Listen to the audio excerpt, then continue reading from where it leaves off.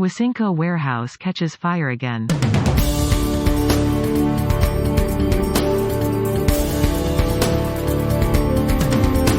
Wisynco Warehouse catches fire again. Kingston, Jamaica, a Wisynco warehouse in Lakes Penn, St. Catherine was once again the scene of a fire Friday evening. According to William Mahfood, Chief Executive Officer of Wisynco, the fire, now under control, was in a small section of the compound which contained mainly pallets. He said none of the building infrastructure on the premises was damaged as the blaze was quickly brought under control by the Jamaica Fire Brigade. "It is under control. I have just seen a video showing that the fire department had everything under control. There doesn't seem to be any casualty.